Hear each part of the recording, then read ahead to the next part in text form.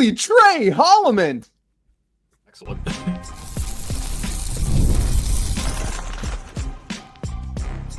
You are Locked On College Basketball, part of the Locked On Podcast Network. Your team every day. Hey there, what's up? Happy Thursday. Welcome into the Locked On College Basketball Podcast, the only daily national college hoop show out there. I'm your host, Isaac Schade. You're joining me at the place to get your college basketball content every single day. It's all part of the Locked On Podcast Network. Thank you so much for making us your first listen or watch of the day to get all your college hoops action. I want to remind you that you can catch every single episode ad-free on Amazon Music. Big old special shout out to the everydayers joining us and all the great members of the Locked On College Basketball Discord, which, by the way, was going bonkers on Wednesday night as all of the great bubble action was happening. And, of course, with Tre Holloman's buzzer beater beyond half court. Coming up on the show today, we are going to talk about all that bubble action.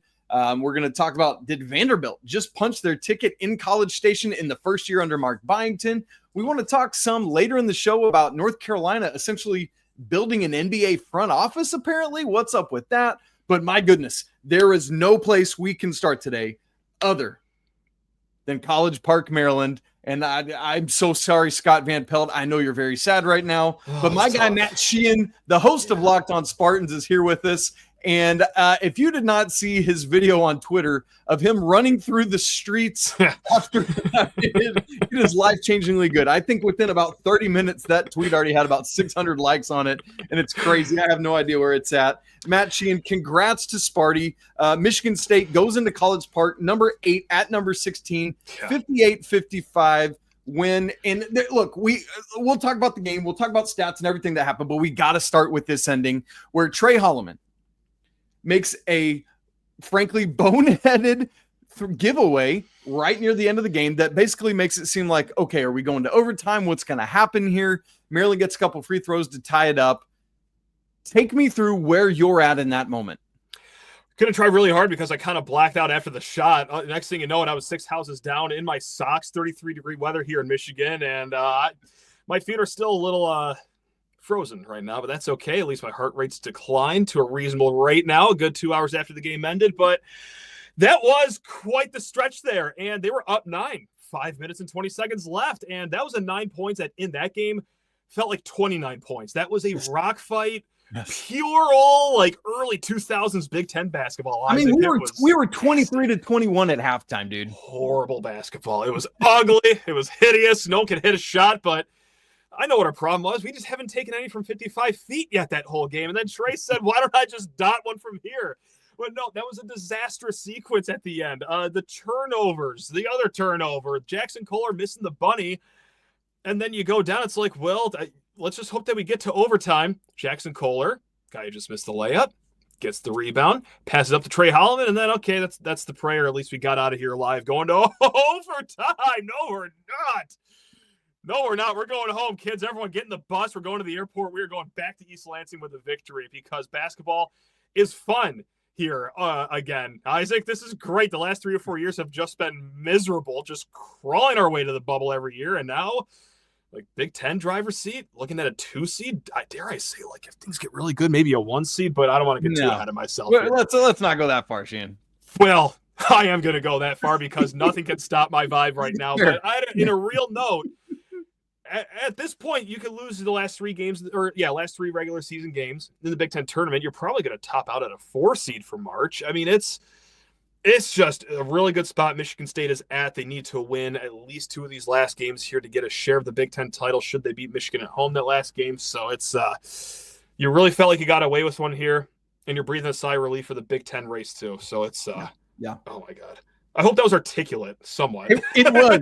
You're still spinning, and I love it. The energy is great. So let's dial in on the game a little bit, and then we'll look ahead to the Big Ten regular season ending as well as the NCAA tournament.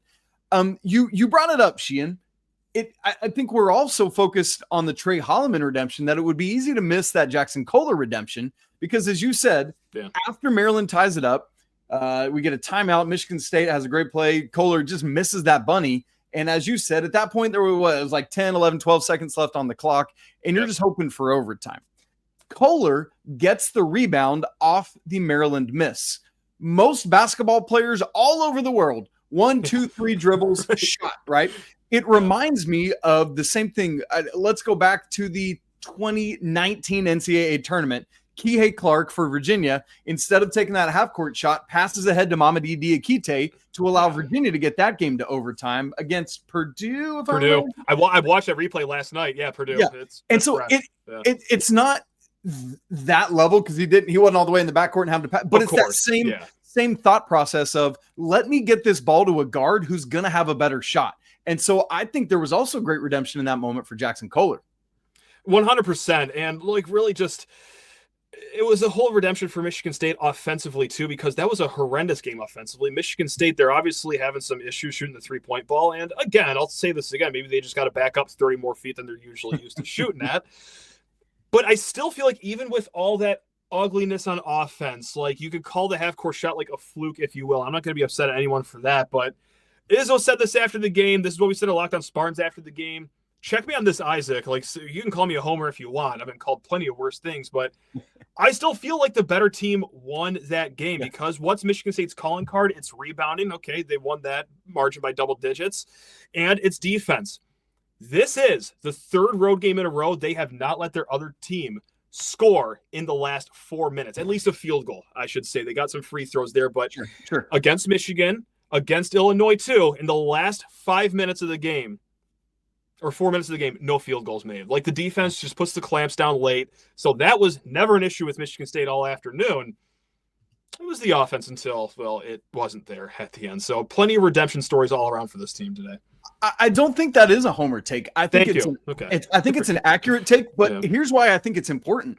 Because both of these teams are playing very good basketball right now, Matt. Right? Maryland is a little bit of a sleeping giant that nobody's going to want to face in either the Big Ten tournament or the NCAA tournament. Kind of similar to Wisconsin. I don't think either of those teams are going to win the Big Ten regular season. I think that's either you guys or the Wolverines. But I think both Maryland and let's lump Wisconsin in there are very capable of winning the conference tournament. And so Michigan State was the better team. I thought it was a very close game, but on the whole, the Spartans were the better team. Now, let me say something about one other thing about that ending sequence. Jacoby Gillespie comes down and takes that three. And this is one of those things that drives me crazy about college basketball a lot, Matt. That it happens far more often than it should, is end of half, either end of first half, end of second half, end of an overtime, end of segment situations where players settle for outside shots when they've got plenty of time to at least try to get to the rim and either get the ball up or get fouled. I went back and paused it. As he took the shot, it was 4-point-something seconds left on the clock. Yeah.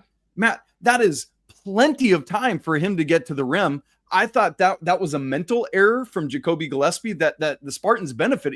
Everyone talks about the Tre Holloman physical error, but nobody's giving Gillespie crap for not getting to the rim like he should have done to try to put a referee in a difficult spot to have to decide if they wanted to blow the whistle. And so I think a break there for Sparty. That's kind of where I was going to go is why not go to the paint? Because they were getting the call whenever they wanted it. Really. And not to make this a whole ref bashing segment, but that's truly how the game was trending at the end. It's tied.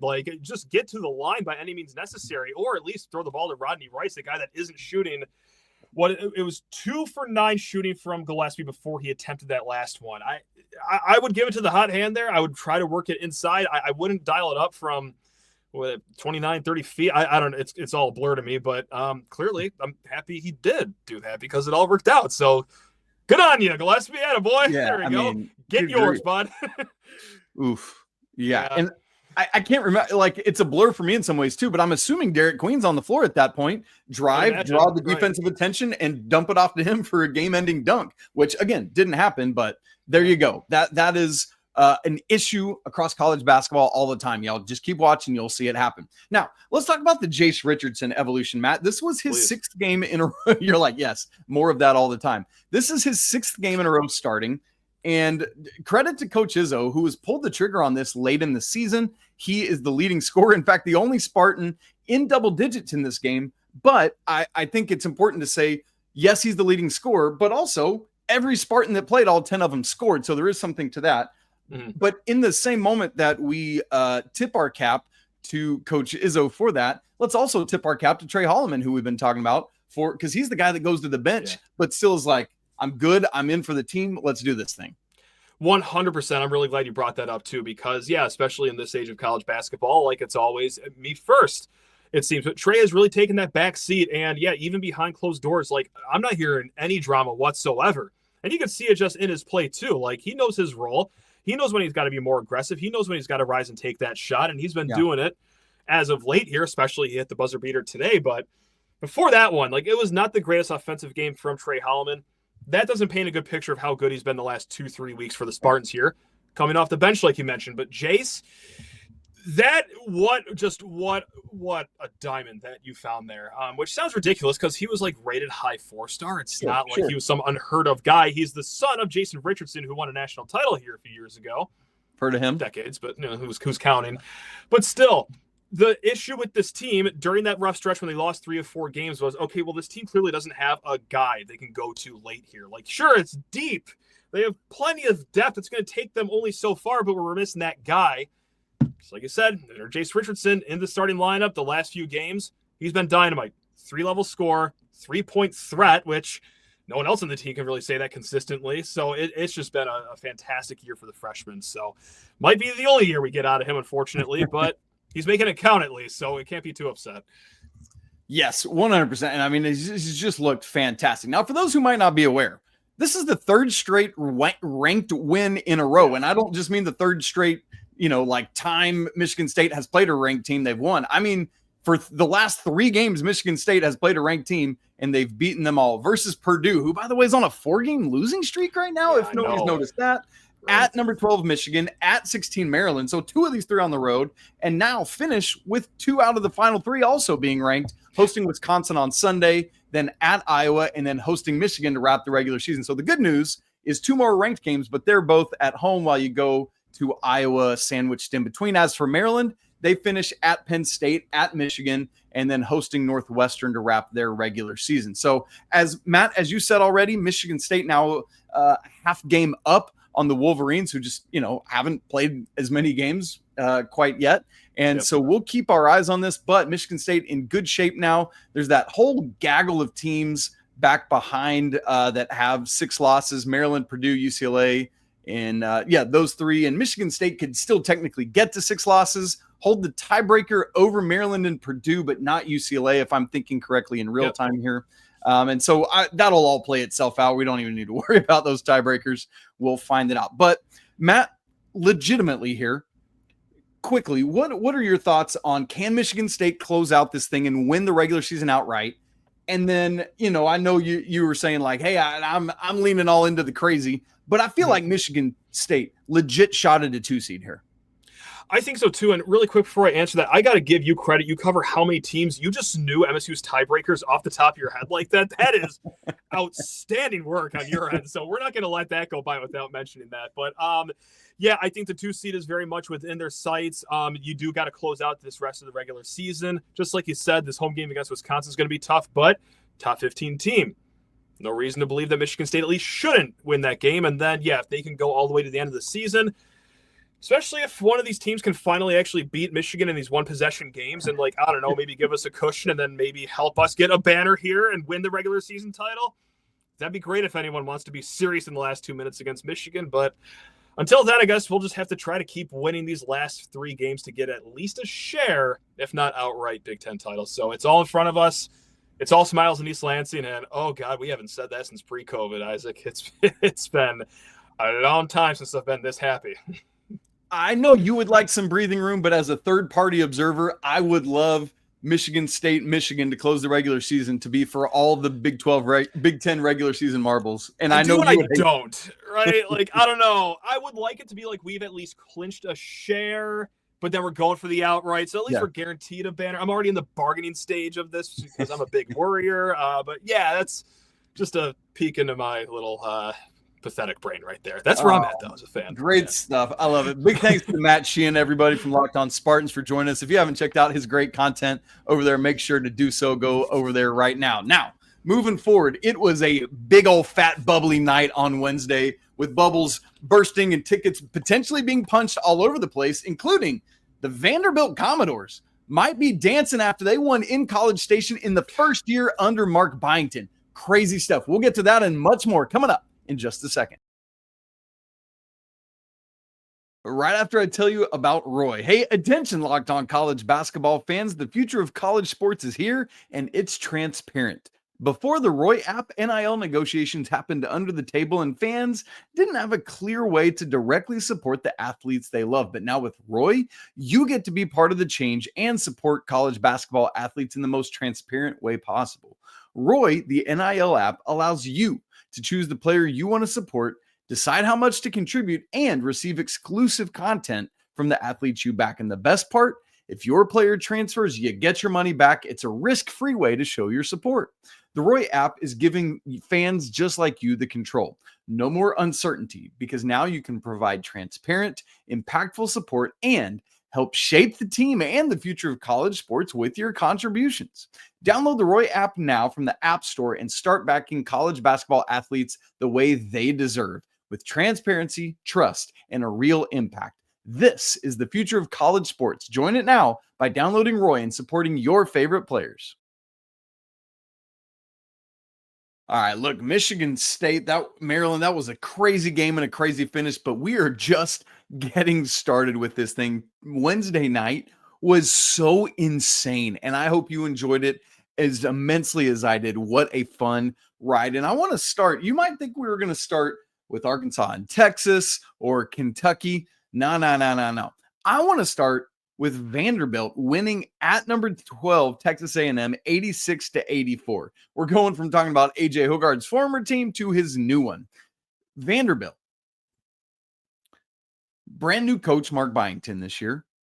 And it's like, Vandy's kind of a struggle. Jerry Stackhouse just, there were some years where things were okay and fine and whatever, but it just never. And then Mark Byington comes in this year, gets a class, and is doing it. Tyler Nickel, one of those incoming transfers, leads the way in this game with 21 points, 7 of 10 from beyond the arc. And let me tell you, Vandy survived a nuts comeback from Texas A&M. The Aggies were down 10 with 3:15 to go. It gets better. They were down 9 with 100 seconds to go, a minute 40. But here's the crazy one to me. Vandy was up 8 with 19 seconds left in this game. Texas A&M was down 8, 19 seconds to go.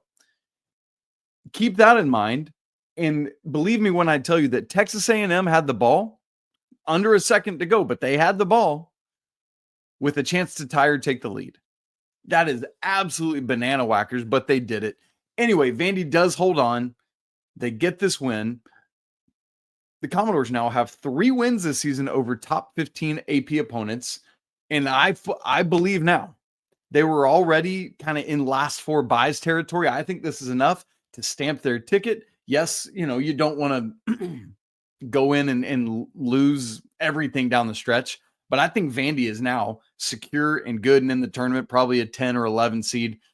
Commodores, way to go, man. Crazy stuff from them. What a turnaround in the first year again under Mark Byington. All right, let's get to our double bubble game of the night. Texas at Arkansas.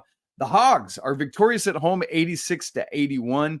Really good stuff here for them. Excuse me. By the way, in a game in which they were without Adu Thiero, right? We heard that news on Wednesday afternoon. I was like, all right, good luck to you here, Hogs. We'll see how this goes, but I'm not feeling great about it for you. But they pulled this out, and I got to tell you, they're playing a lot better. Arkansas is, like so many John Calipari teams have done through the years, despite losing Boogie. They're just figuring it out, and it's very balanced scoring in this game. Ivisic was the leading scorer, 18 points, hit 3 threes as part of the game. But, I mean, you had all 5 starters in double digits, Adu with 8 and Billy Richmond with 6. That was everybody that played for Arkansas in this game. And it was the kind of thing where this comeback was a little bit different because Texas actually came back and took a lead, 69-68 with a minute 4 to go. It was the first time they had led since 7-6. And then they get the ball back because Nelly Davis can't finish at the rim. And it's like, woo, Texas might steal this one inside Bud Walton Arena. Texas has the ball, about 40 seconds left. Tre Johnson has this really nice fadeaway just in front of the Texas bench. It bounces off the rim twice and went from one side to the other, and I thought it was going to fall back in, but just bounced off. DJ Wagner on the other end drives, gets fouled by Pope. And so Wagner makes the first to tie it at 69, misses the second. So then Texas has a chance to go down and win this thing with 8 seconds left. They get a miss and then just miss a putback after the buzzer. I mean, probably less than a second. So we go to OT, and Arkansas ends up pulling it out 86-1. All that to say, Arkansas, these teams were basically identical resume-wise. So if you're another bubble team not named Arkansas or Tennessee, it's kind of whatever. I think maybe you're cheering for Arkansas because they're trending up while Texas is trending down. And so Arkansas has a better chance, it seems like to me, to keep going while Texas keeps fading. But that's where we're at. Now, got to say, crazy performance from Tre Johnson. How crazy? A Texas freshman scoring record, 39 points. Yes, that includes Kevin Durant, who only had 37, although he did that 4 times in his lone season in Austin, Texas. Anyway, massive win for Coach Cal and his club. Back to the drawing board for Rodney Terry. We'll see where they're at and how Texas continues to go. I'm not going to spend a lot of time today looking at future resume stuff because there's so much to get through. So let's keep rolling. Let's go from Coach Cal's current team to his former team, who was also on the road last night. Number 17, Kentucky in Norman at Oklahoma, who had that big win over Mississippi State this past weekend to kind of break their streak of badness. And unfortunately for Oklahoma, losing absolute heartbreaker here. Kentucky kind of needed it too, not to keep themselves in the field, but just every win you can get down the stretch enhances your seeding in the NCAA tournament. But for Oklahoma, I was a little confused because Lunardi had them as last 4 buys coming into this, meaning like they don't even have to go to Dayton. And I think with what Oklahoma's done this season, I just don't see that. I thought they would be 1 tier lower, maybe last 4 in heading to Dayton, but that's where he had them. Anyway, this was a phenomenal game. I hope you got to see it. College basketball is so great. Neither team led by double digits in this game. For Kentucky, great for them. They get Jackson Robinson back. They get Lamont Butler back. But the truth of the matter is neither of them were the story of this game. The story of this game was Otega Oweh against his former team. Let's keep that in mind. He played 2 years in Oklahoma before transferring to Kentucky. And I mean, good night. 28 points, career high. Otega Oweh scored 21 of Kentucky's final 23 points in this game. That is absurd, including what turned out to be the game-winning bucket. And I mean, getting this, but they were down 81-82, and he gets into the lane, 2 Sooners just flying around him, and somehow like flips it up over his head off the glass, and it falls through, and then they're able to hold off on the other end. And so Otega Oweh, career high against his former team, basically the game-winning bucket, helps block the attempt on the other end as Oklahoma's trying to win it. And that might, like, legitimately, I think Oklahoma's further down the bubble than Lunardi has them right now. For me, this might be something of a nail in the coffin for Oklahoma. I know that that's not going to be what other people say, but they've just lost so much in the SEC. We'll see what happens, but really, really, really fun game. And then here's the other thing. Brandon Garrison, after the game, goes and gets all up in Fears' face and is like talking smack. And the officials go to the monitor to look at it. And at first I thought they were going to like see if they needed to call some sort of flagrant one or something. Turned out it was just time on the clock, right? And since nothing had been called, you can't really go back, I guess, and adjudicate that anyway. I'm like, buddy, you just helped your team get a big win. You're up 1.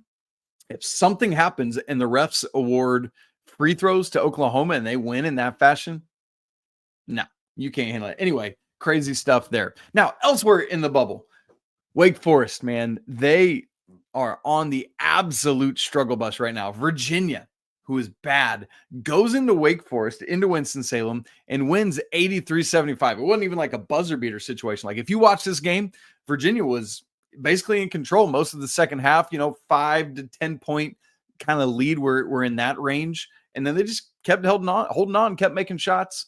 And for Wake, man, this is tough. I basically had this same discussion with us here the other day. The Demon Deacons, they've just fallen apart, because for a long time, the only losses they had were quad 1 losses. When they woke up on the morning of Wednesday, February 12th, all their losses were in quadrant 1. But here we sit 4 games and 14 days later, and now Wake has added a quad 2 loss and 2 different quad 3 losses, both at home, a loss to Florida State at home, and now this loss to Virginia at home. I hate it for him, man, because Hunter Salas came back to try to do something, and I think they're done, man. I think that is the nail in the coffin for Wake, even more so than what I said, like definitively what I said about Oklahoma. They were literally the last team in the field for Joe Lunardi coming into this thing. But now that you got a second quad 3 loss, I don't think you can be in. I hate that for Wake, but there we are. More bubble action to mention, but I do want to say this, and I'll mention those other games in the third segment. St. John's, not the outright champs of the Big East yet, but with a 76-70 win over Butler on Wednesday night, has guaranteed themselves at least a share of the Big East championship. I mean, it is absurd, but really it's Rick Pitino. So is it really that absurd with all the second year stuff? And their last 2 games of the regular season, they host Seton Hall on Saturday. So they should be able to wrap this thing up on Saturday at home against Seton Hall, where Ken Palm favors them by 18. I mean, come on, what are we talking about here? So there you go. Pretty sure the Johnnies are going to be your outright Big East regular season champs. Congrats to them. Now, do have a couple more scores from the late night segment of Wednesday. A couple of those, in fact, are still wrapping up here in real time as you and I are talking. But I also want to talk about something that the North Carolina Tar Heels have done, finally hiring a GM, but also it sounds like they're going all in on basically like an NBA-style front office approach to this thing. So we want to talk about that and a Hubert Davis contract extension out of the blue. All that coming up in just a second. Right after I tell you about Fabric. Life moves fast, man, especially when you got a family. And I know it. I've got 2 young kids, a 9-year-old and a nearly 6-year-old. One day you're watching them take their first steps, and before you know it, they're off to college. I am not going to be well on that day. I'm telling you right now. That's why securing their future is so important. Fabric by Gerber Life makes it simple to get term life insurance that fit your family's needs. With Fabric, you can apply for term life insurance online right from your couch, and you could be covered in under 10 minutes. And in many cases, you don't even need a health exam for it. As a parent, I want to make sure my family is financially protected no matter what happens. And Fabric gives me that peace of mind. You can get $1 million in coverage for less than $1 a day. So protecting your loved ones, it doesn't have to break the bank.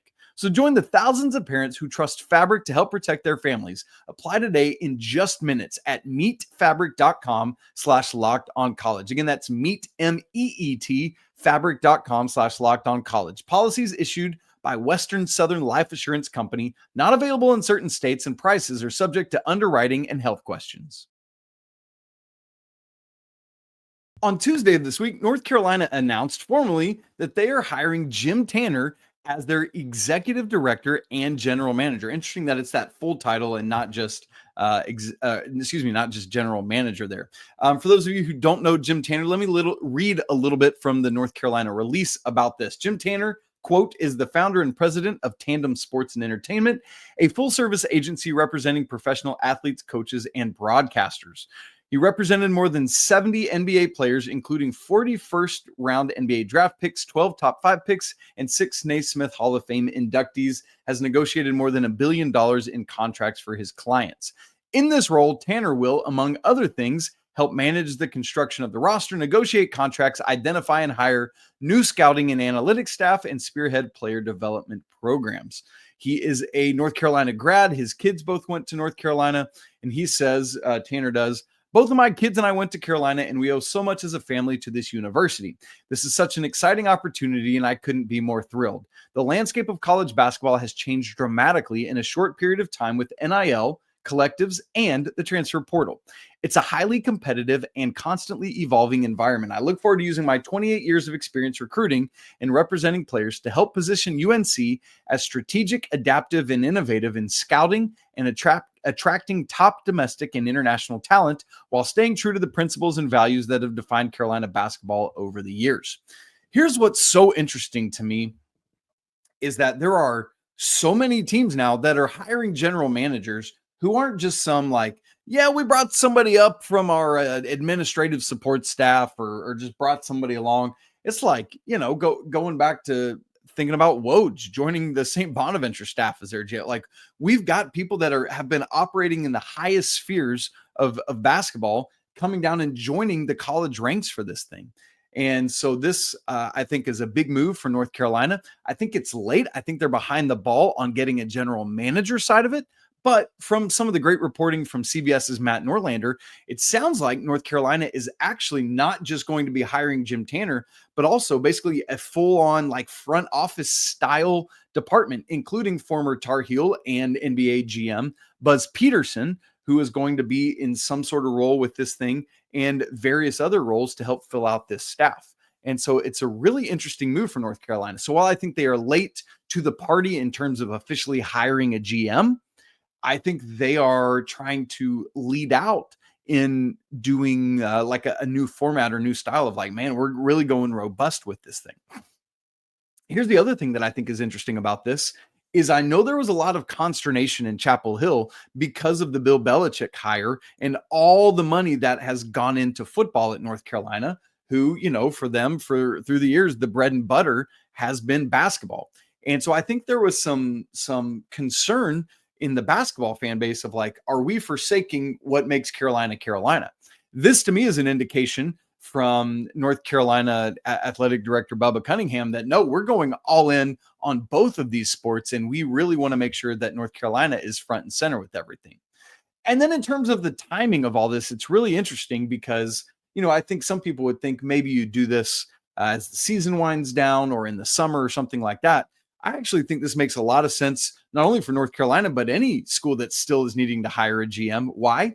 Because we are mere weeks away from the opening of the transfer portal, and you don't want to be left out in the cold when that comes. So for Jim Tanner and anyone else that they hire to be part of this thing, it's almost too late already right now because you got to get going, boots on the ground, figure out who you're going after. You've got your high school recruiting class, but you got to start looking at the transfer portal. You got to start looking at international and how do we want to construct this roster to set up the coaching staff to do what they do so that we can take that off their plate or talk about it together. So I actually like this timing for North Carolina. And again, anyone else who's in the market for hiring a GM. Now, what's interesting, you just heard me say there is, however, we're going to do this together, because that's another question for me is, again, for North Carolina and other schools, how's this going to go down? Who's going to be in charge? Like I always go back when I'm thinking GMs and head coaches, I always think about the movie Draft Day with Kevin Costner. I love Kevin Costner sports movies, but he's the GM and his name's Sonny. I can't think of the head coach's name, but basically it's like the coach comes to him and is like, I can't coach this team. You didn't consult me. And then he goes out and works all his magic in the draft. And he's like, you think you can coach this team? He's like, I can coach this team. And so it's like that conversation, right? Who's in charge? Where does the buck stop? Is it Hubert Davis? Is it Jim Tanner? Do they come to some sort of agreement? But even if it's like we're together, at the end of the day, somebody's got to be the one to make the call. So I'm curious to see how that's going to go, both at North Carolina and in other places around the country. So we'll see how this goes with North Carolina aggressively going after a full-on front office situation. So we'll keep our eyes on that as more information comes out with North Carolina and others. Certainly there are going to be other schools continuing to fill out their GM type roles this offseason. All right, let's get to a few other bubble games that were happening out on the West Coast on Wednesday night that have gone final while we're talking here. Boise State hosts Utah State, a big Mountain West Conference game. Important for Boise State, who's been making a push. They've been playing really well lately in the bubble conversation. I think they were in Lunardi's first four out coming into the game. Pretty handily won against Utah State, 82-65. Really good for the Broncos there. Had a really interesting Big Ten game. Ohio State, who's been struggling out on the West Coast. They're at USC, and a great push from USC late, but Ohio State pulls away 87-82. Trojans had tied it up. Did they ever go in the lead? No, they tied it up 80-80 with 1 to go. And then Ohio State got an and 1 and then just finished it off from there. So really important win, I thought, for Coach Diebler's team to really kind of work at continuing to solidify themselves after sliding from comfortable status of in the tournament back into the bubble a little bit. I think this should probably solidify things, but you got to keep stacking wins here down the stretch and in the Big Ten tournament. The other two that finished up out on the West Coast, SMU wins at Cal 81-77. That's a big win for SMU as they've got to play both legs of this California stretch of the ACC. To keep themselves in the conversation. They're on the wrong side of the bubble right now, but certainly not out of it fully. And then San Francisco, who's kind of like just after next 4 out, wins at Oregon State 74-72. Another really good. I mean, Wednesday was so full of good games, except for Auburn absolutely destroying. I mean, good night, Auburn. What? That was nuts. Poor Ole Miss, man. What was this? A 30-point win? Yeah, 30-point win for Auburn at Ole Miss. Janai Broome goes for 24-9. Crazy stuff there. All right, guys. I just love the broom and flag back and forth, man. Like, you have a crazy performance. I have a crazy performance. I can't wait. This reminds me so much of the JJ Redick, Adam Morrison thing back in 06. Would it have been? Yeah, in the 06. It feels so much like that to me, and I absolutely love it. All right, guys, that's it for today's show. Andy and I will be back with you for the Friday show. We haven't decided yet if we're going to record Thursday. There's really not much Thursday activity-wise, so regardless of when we record, Friday's show is going to be basically a weekend preview. Obviously, there's going to be a lot of stuff at the top end of things, a lot of bubble movement going on. I bet just about, I haven't even looked ahead at the schedule yet, but I can almost guarantee you every bubble team in existence is going to be in action. It's going to be so much fun. So buckle up for that. So we'll either record Thursday or we'll do it live mid-morning Friday. So get ready for that. Thanks so much. If you haven't subscribed to the show on video and audio, make sure you do both of those things. You're going to want to get in as we get down the home stretch here so you don't miss a second of Locked On College Basketball. If you want to talk with other CBB junkies, man, come join us in the Locked On College Basketball Discord. We're talking hoops all day long. It's free to join. Link is in the show notes. Apologies to the Lawyer family. Let's go Wild Popes. Big win for Kentucky, by the way, on Wednesday night. And shouts to Mick Bruins. We'll talk again tomorrow, but until then, peace.